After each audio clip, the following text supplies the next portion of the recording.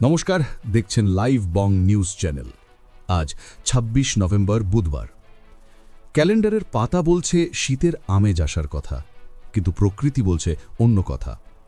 বঙ্গোপসাগরে ফের দুর্যোগের কালো ছায়া। যে আশঙ্কার কথা আমরা গত দুদিন ধরে শোনাচ্ছিলাম, আজ তা বাস্তবে পরিণত হয়েছে। সাগরের বুকে জন্ম নিয়েছে ঘূর্ণিঝড় স্যানিয়ার। সংযুক্ত আরব আমিরাতের দেওয়া এই নামের অর্থ সিংহ। আর নামের মতোই কি গর্জন করবে এই ঝড়, নাকি উপকূলের কাছে এসে শক্তি হারাবে? পশ্চিমবঙ্গে এবং বাংলাদেশের কোটি কোটি মানুষের মনে এখন একটাই প্রশ্ন, ল্যান্ডফল বা আছাড়ে পড়ার সময় ঝড়টির অভিমুখ ঠিক কোন দিকে থাকবে? শুরুতেই নজর রাখা যাক এই মুহূর্তের টাটকা আপডেটে। ভারতের মৌসুম ভবন এবং বাংলাদেশ আবহাওয়া অধিদপ্তর উভয় সূত্রই নিশ্চিত করেছে যে দক্ষিণ পূর্ব বঙ্গোপসাগরে অবস্থানরত গভীর নিম্নচাপটি আজ সকালেই ঘূর্ণিঝড়ে পরিণত হয়েছে। এই মুহূর্তে স্যানিয়ার সমুদ্রের ঠিক মাঝখানে অবস্থান করছে। আজ বুধবার দুপুরের আপডেট অনুযায়ী ঝড়টি চেন্নাই উপকূল থেকে প্রায় ৬০০ কিলোমিটার এবং আমাদের দীঘা বা সুন্দরবন থেকে প্রায় ৮০০ থেকে ৯০০ কিলোমিটার দূরে রয়েছে।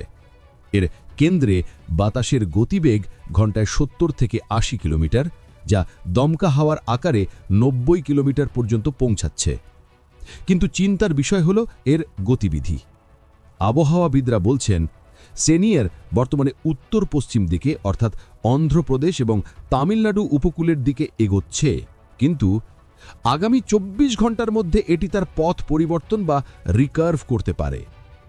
যদি এই রিকার্ভ হয়, তাহলেই কিন্তু বিপদ বাড়বে পশ্চিমবঙ্গ এবং বাংলাদেশের উপকূলীয় জেলাগুলোর জন্য। আপনারা স্ক্রিনে যে ম্যাপটি দেখছেন, সেটি আবহাওয়া দপ্তরের বিভিন্ন মডেলের পূর্বাভাস। দেখুন, তিনটি সম্ভাবনা উঠে আসছে।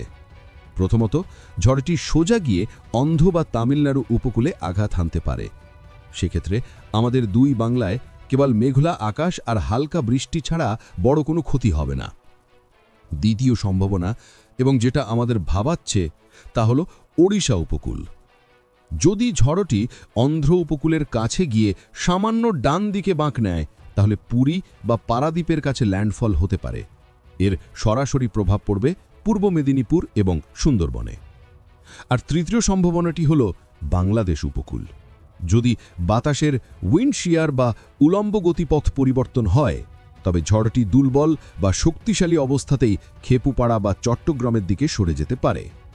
তবে আজ বুধবার দাঁড়িয়ে আবহাওয়াবিদরা বলছেন আগামী ৪৮ ঘন্টার আগে পিন পয়েন্ট করে বলা মুশকিল যে এটি ঠিক কোথায় ধাক্কা মারবে। তবে একটা বিষয় নিশ্চিত, উপকূলে আঘাত হানুক বা না হানুক, সমুদ্র কিন্তু ভয়ঙ্কর উত্তাল থাকবে। ঝড় আসার আগেই কিন্তু প্রশাসনের তৎপরতা তুঙ্গে।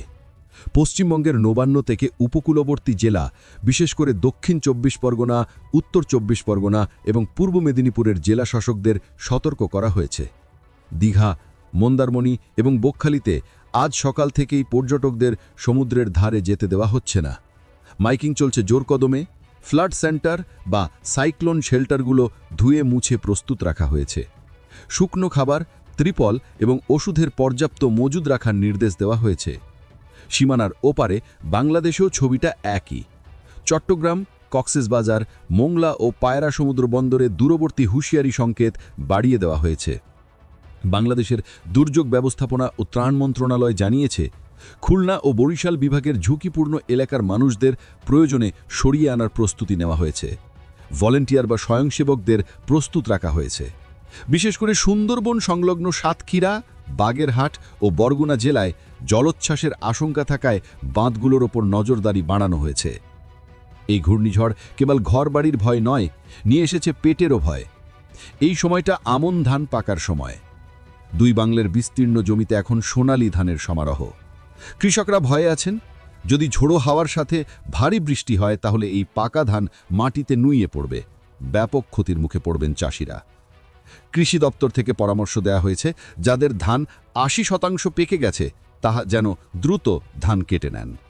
অন্যদিকে উপকূলের লাইফলাইন মৎস্যজীবীরাও পড়েছেন বিপাকে। ইলিশের মরশুম শেষে এখন অন্য মাছ ধরার সময়, কিন্তু সাগরের যা রূপ, তাতে ট্রলার নিয়ে বের হওয়া আত্মহত্যার শামিল। আজ বুধবার থেকে পরবর্তী নির্দেশ না দেয়া পর্যন্ত মৎস্যজীবীদের সমুদ্রে যাওয়া সম্পূর্ণ নিষিদ্ধ। হাজার হাজার ট্রলার এখন কাকদ্বীপ, ডায়মন্ড হারবার, পাথর প্রতিমা এবং বাংলাদেশের পাথরঘাটা ও মহিপুর ঘাটে নোঙর করে আছে। এই কদিন রোজগার বন্ধ থাকায় টান পড়বে তাদের সংসারেও। তাহলে সাধারণ মানুষ হিসেবে আমাদের কি করণীয়? এবং আগামীকাল বৃহস্পতিবার আবহাওয়া কেমন থাকবে?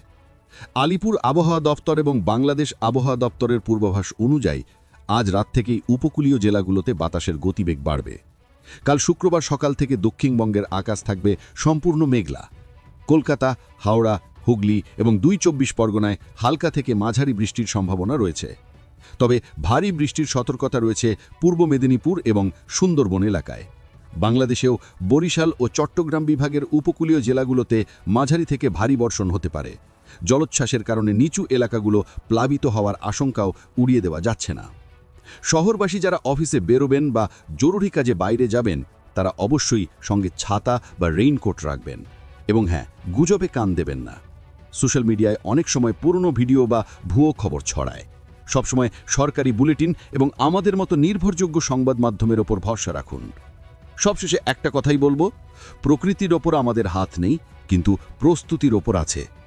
সিনিয়র কতটা ক্ষতি করবে তা সময় বলবে, কিন্তু আমরা যদি সতর্ক থাকি, সরকারি নির্দেশ মেনে চলি, তাহলে জানমালের ক্ষতি এড়ানো সম্ভব।